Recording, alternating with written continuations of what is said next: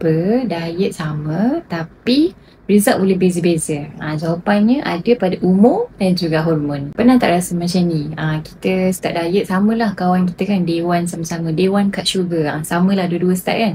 Tapi yang kawan kita ni dia boleh pergi laju sikit. Kita pula berat kita start. So saya akan kupas hari ni dalam video apakah faktor yang menyebabkan seorang boleh laju result dia, seorang tak. So korang dah tunggu tau sampai habis. Okay, ada tak kat sini yang umur 20-an? Okay, dekat umur 20-an ni kita metabolisme kita masih tinggi. Maksudnya bila kita makan tu badan kita senang nak burn balik. So apa yang kita kena fokus waktu usia 20-an ni adalah building habit yang boleh bantu kita kekal kita punya result tu jangka masa yang panjang.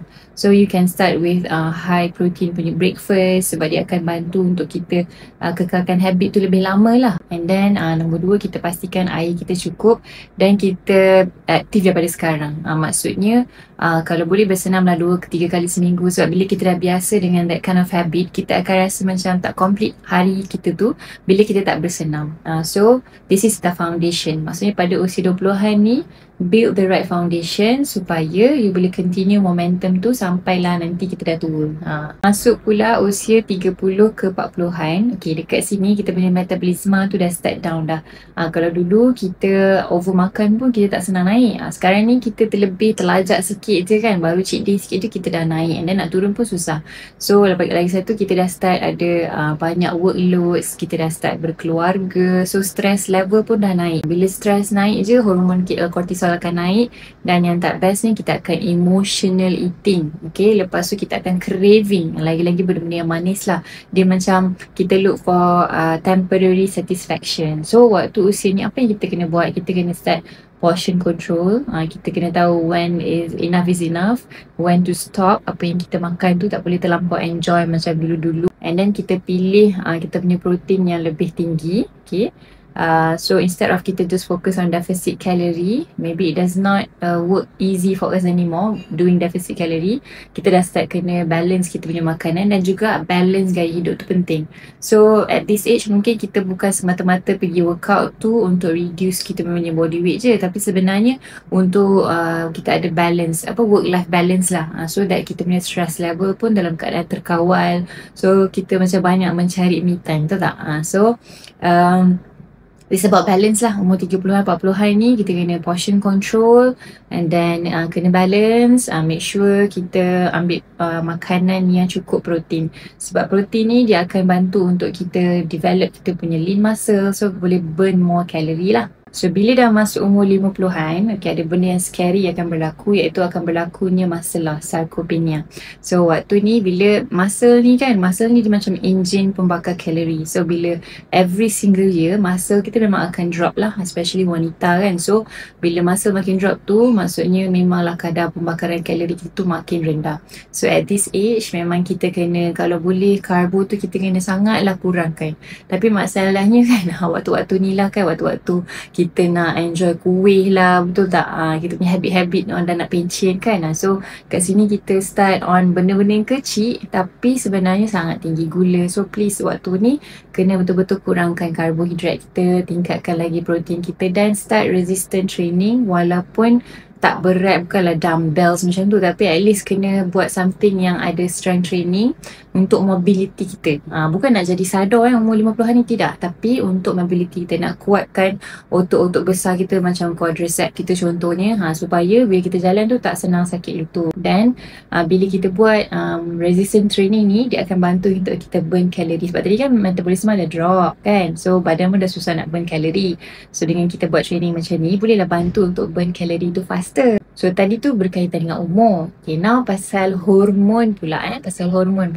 Untuk wanita kita ada hormon estrogen, progesterone kan. So ni menyebabkan kita senang untuk menyimpan lemak lower body. So perut kita, peha kita kan, senang, wanita lebih cenderung nak besar bahagian tu lah.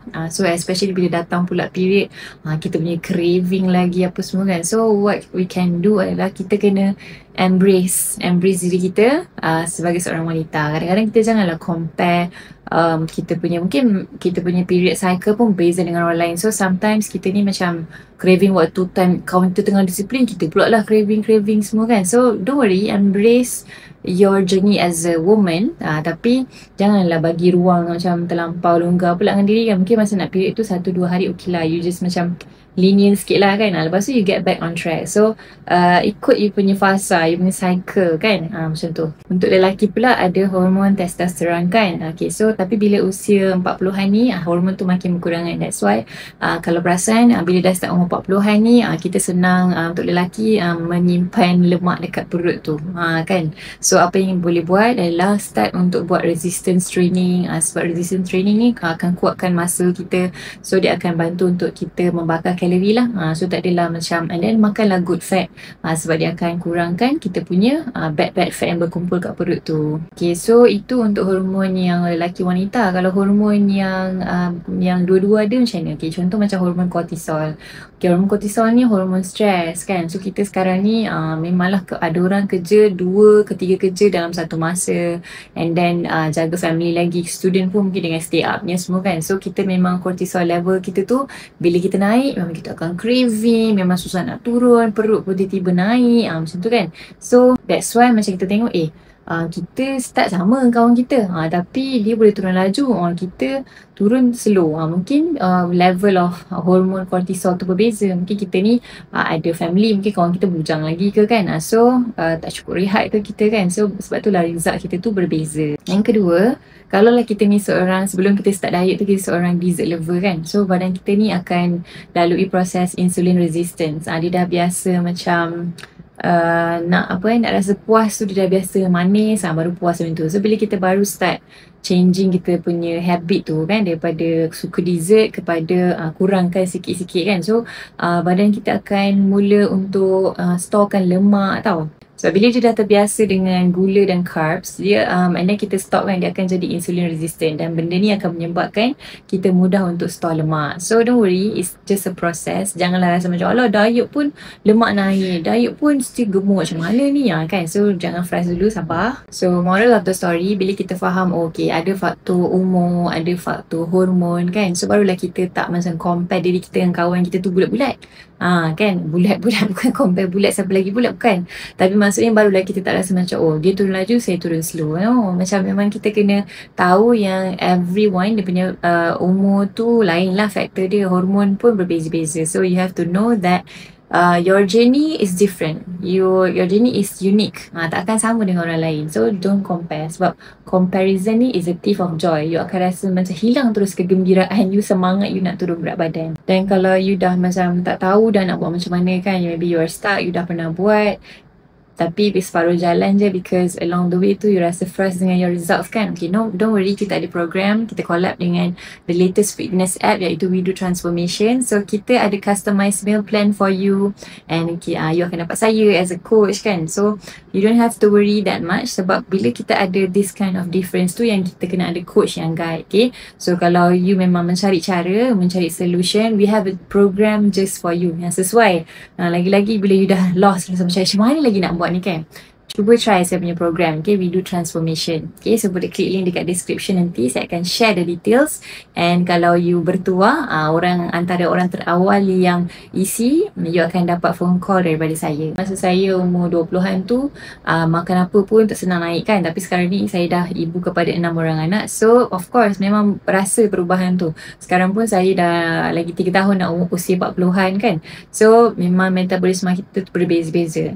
Tapi saya akan rasa lebih enjoy bila I stop comparing myself to others. Yang penting you focus on your journey, progress step by step. Okay, so kalau suka video ni boleh klik like, boleh comment and subscribe. Okay, and don't forget to share to all your loved ones. Alright, yang stuck, yang tak tahu cara, yang rasa macam I really want results, jangan lupa isi dekat form bawah ni, and I will call you untuk join kita punya We Do Transformation Challenge. Okay, so jumpa lagi. Assalamualaikum, saya Coach Shana.